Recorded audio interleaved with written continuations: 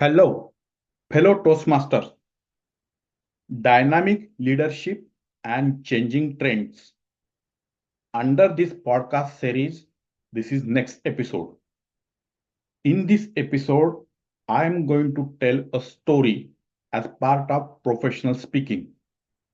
As usual, more about the story at the end. Please listen carefully. If you understand the story, that means I told it correctly. Okay. Sun was setting. Long shadows of the mountains are already lengthening. I was sheerly tired. My body was tired. The unapologetic view of my was there, but my body was not responding to that today.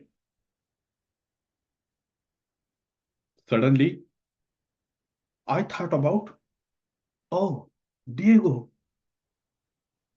I looked by my side. I saw he was quietly sleeping. Bartholomew's horse was next to me, and Diego was peacefully sleeping. The motherless child, I thought. I looked at. Bartholomew was looking at me only. His sun-tanned face, a sailor's cap, same as me. I still saw the anger and unhappiness on his face. He did not like what happened in front of the king and queen today. But as per my attitude, I did not give a damn. Now the church bells from the friary of the Franciscan friary from the La Rabida, we were able to hear the church bells. We reached there. Luise and Juan greeted us. We went into our place and rested. Yet another time, I thought. When we rested, all the scenes started going in front of my eyes.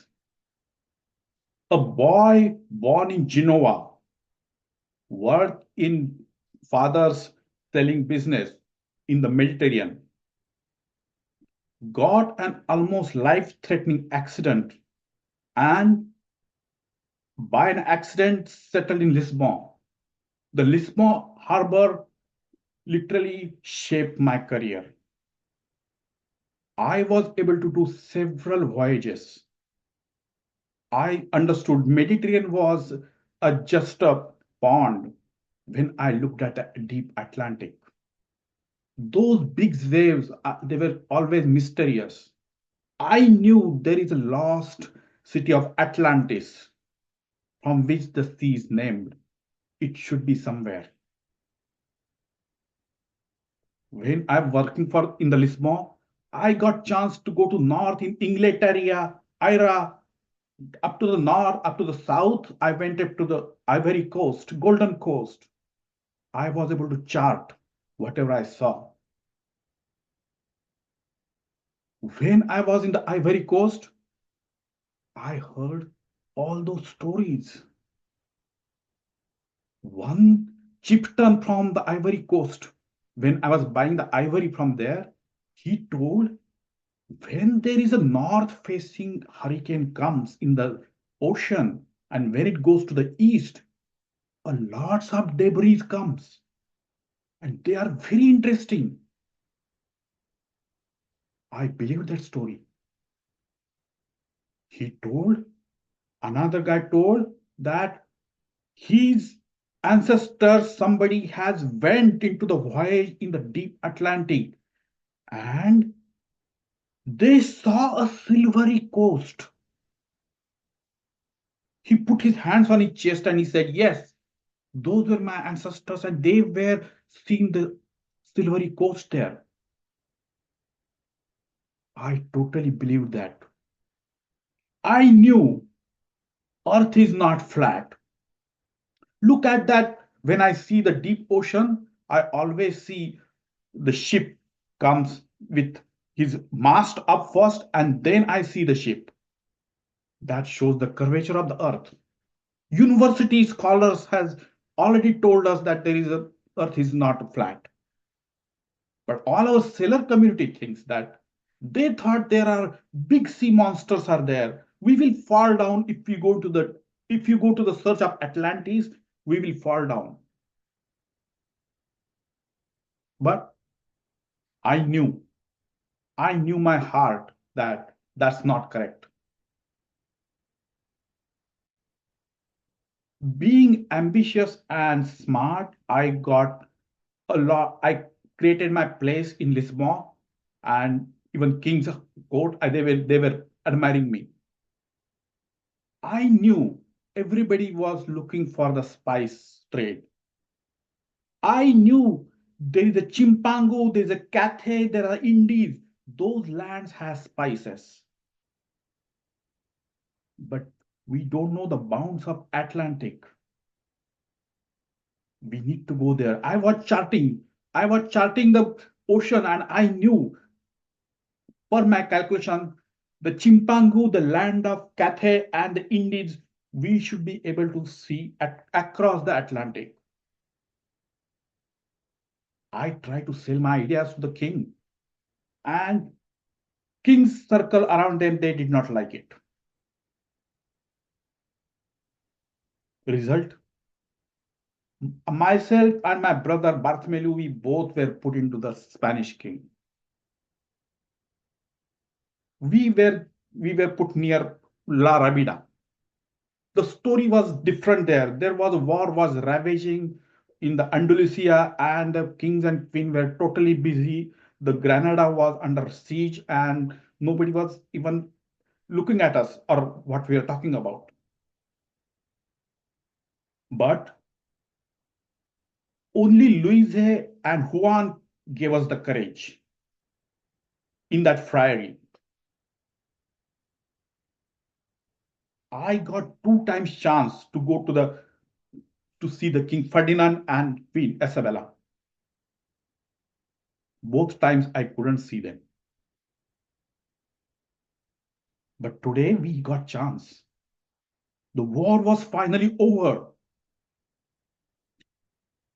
Even though there are big losses, but it was a victory, and victory was a victory. They were able to hear me. I was able to go there, and with the help of Juan and uh, Luis, we were able to go into we were able to see the king and queen. Queen was very passionate. They heard about it. But whenever I'm telling about we have to cross the Atlantic to find the Chimpangu or go to the Cathay or go to the Indies, everybody was shaking their hand. Or everybody is not agreeing to that. They were going to Salamanca, and those scholars they kept on talking about it, but nobody was making any decision. I clearly saw that they understood that Earth is round and not flat. It was proved fact. The wise men from Salamanca knows that, but they were not agreeing to the proposal. There were many reasons where I understood the war was just over, but what we can do? Today we got chance to go to see the king. And I presented to king what I was thinking about. I told him that the Cristobal Colon, will go for you. I will sail to the west. I will go to the land of Chimpangu, land of Cathay, and land of Indies and bring all those spices and the big trades to us. And in return, what I would like, I will be the admiral of the ocean.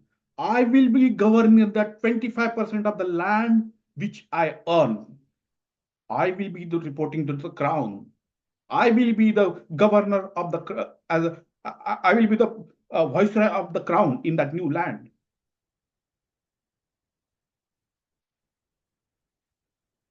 When I said that, the circle around the king quickly disliked me. I told them, if you don't like, then should I take my ideas to the French king or to the English king? That even that even hurt badly because they thought what this guy is doing, what this guy is saying. Even Bartholomew didn't like that. But that's what my attitude was. I knew in my heart the papal Pope is with me. I had the power from the Savior, and I was doing the holy work. And what I'm doing when I go to the Cathay or Chimpangu, what they will call me, what they will think about me. They need to understand I am the viceroy of the great king, the great Roman king, the great Roman Empire. I am their viceroy. Isn't it? I need all those titles. As usual, they understood in their mind, but that didn't reflect. They referred to the Salamanca, wise men from Salamanca. As I told, it was how all these things will be arranged because the treasury was already broke. They just won the war, but everything was lost.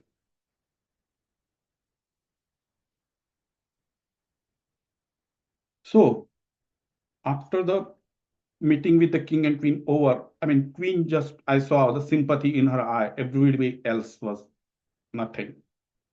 Even Bartholomew didn't like me. So result, they just told us that, I mean, they didn't wanted us to go to the French king or English king or any Dutch company, but they wanted us to go to La Rabida again and stay there. There was no other choice. Diego, Bartholomew, and I returned. That was the thing. Bartholomew almost lost the hope. So he said, now nothing will happen. But after a few days, Luis and Juan came and they said, yes, Queen wanted to see us again.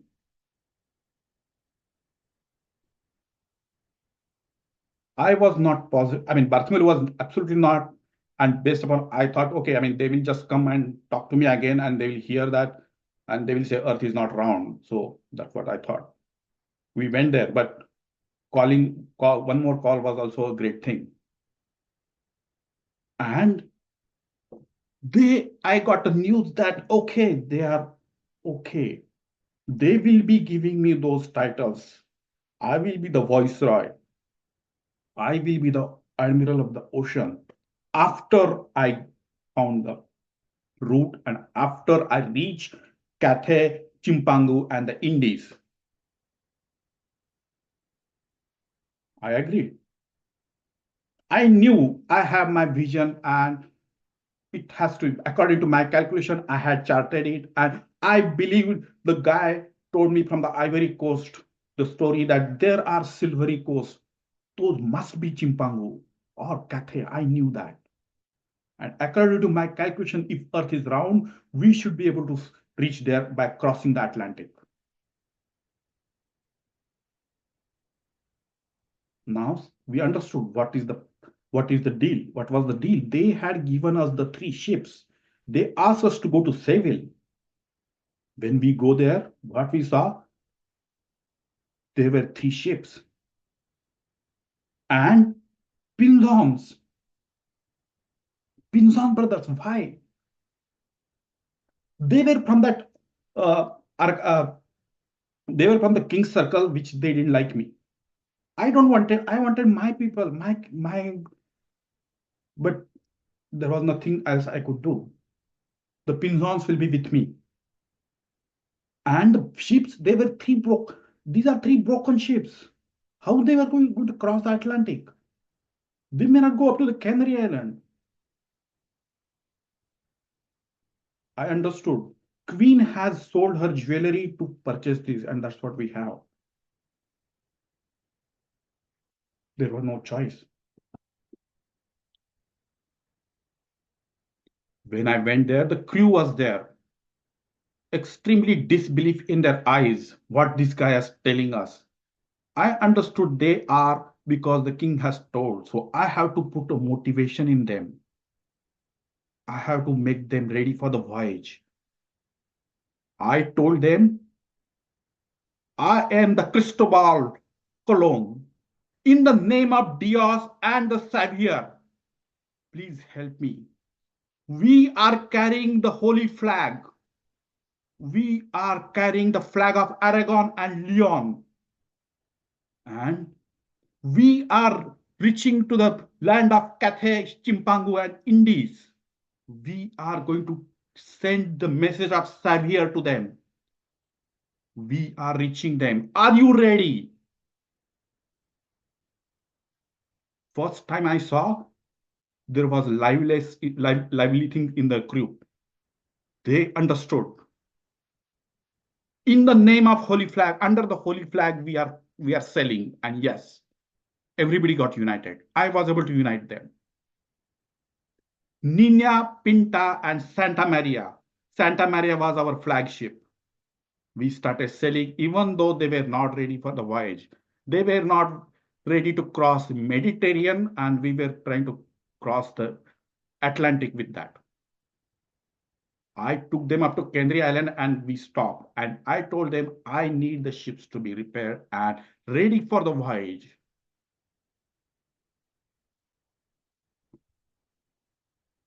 The crew was motivated and we saw the great results. All the three ships were furnished and they were replenished with the supplies and they were ready for the voyage. And we started selling. We had no fear of the big boat eating monsters or those big fishes. We had no fear that after certain time, at the edge of the earth, we are going to fall down. We had no fear. Under the holy flag, we knew we are sending the message of our Savior to the land of Cathay, Chimpangu, and the Indies and bring those riches, bring those spices, bring us the spices trade. We were going to make the history. Everybody in the crew understood, and we started selling in the deep west, which we don't know what is the bound of that ocean. Several days passed. I was not even moving from the steering wheel. I was holding the Santa Maria wheel and everything I was doing there, including the food, because I knew once I slept, the wheels may turn. Day by day, the morale was going down. I was hearing the whispers within the sailors. They were thinking I am telling them and I am putting them in the deep watery grave. They wanted to see, they wanted to go to Spain again. I told them the ropes are cut. You cannot, if you travel, our supplies are not enough. We must travel further. Look for the land. We decided, we formed the chain. All the three ships will be sailing tandemly. And whenever somebody sees the land first, they will be making the bar. They'll be do the gunshot, and then everybody will understand. So the guy will be always looking for. But nothing was happening. The sailors thought we are like a bats trying to fly by day. We don't know what is our direction. We are not able to see further. They don't have to go anymore, but only thing was keeping us alive that they don't know how to go back as well. Several times the false alarm came. We saw those birds which are near land, but land never saw. No, land was not there. We saw those clouds which should be near the land, but land never came. And suddenly, what happened? One day, the compass needle stopped.